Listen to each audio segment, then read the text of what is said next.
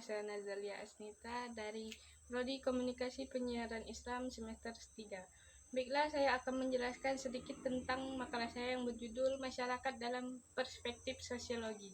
Sosiologi adalah ilmu yang mempelajari perilaku sosial manusia dan interaksi antar individu, kelompok, dan masyarakat. Sosiologi bertujuan untuk memahami bagaimana norma, nilai, dan struktur sosial mempengaruhi kehidupan sehari-hari.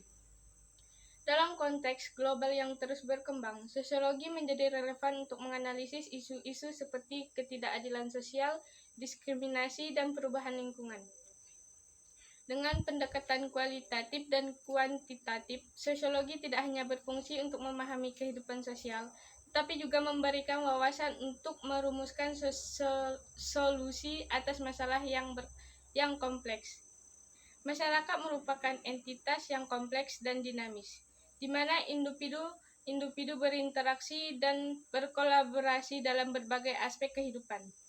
Dalam studi sosiologi, masyarakat menjadi fokus utama untuk memahami pola interaksi sosial, struktur, dan budaya yang terbentuk di dalamnya.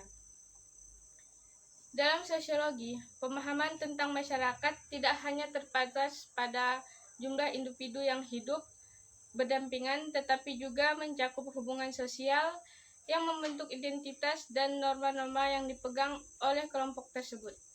Interaksi sosial yang menjadi jantung kehidupan masyarakat berperan sebagai penghubung antara individu dan kelompok. Melalui interaksi ini, berbagai fenomena sosial seperti konflik, kerjasama, dan akomodasi muncul dan berkembang. Memahami masyarakat dalam perspektif sosiologi memberikan wawasan yang lebih dalam mengenai bagaimana individu berfungsi dan beradaptasi dalam konteks sosial yang lebih luas, serta bagaimana perubahan sosial terjadi seiring dengan perkembangan zaman.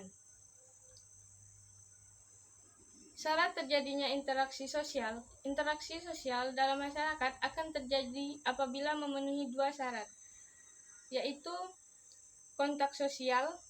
Hubungan sosial terjadi antara individu dengan individu lainnya, bisa secara langsung seperti sentuhan atau percakapan, maupun tidak,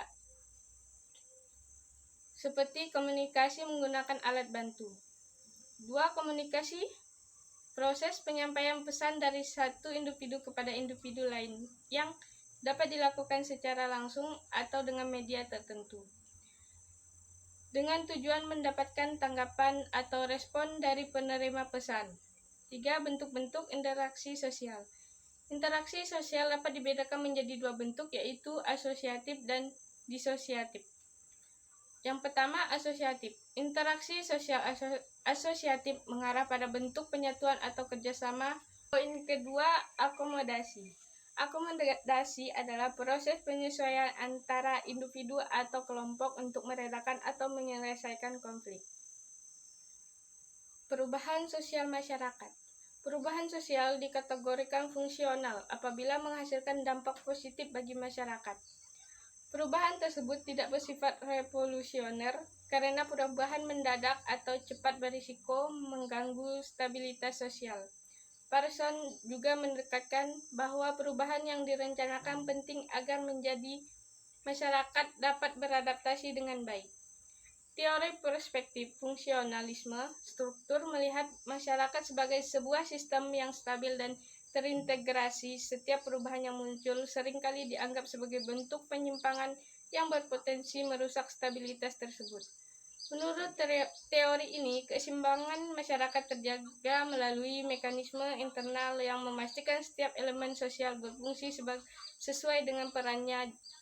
Jika terjadi perubahan yang tidak terencana atau mendadak, sistem sosial dapat mengalami guncangan karena individu atau kelompok mungkin belum siap untuk menghadapi perubahan tersebut. Dan penjelasan saya. Wabillahi taufiq wal hidayah. Wassalamualaikum warahmatullahi wabarakatuh.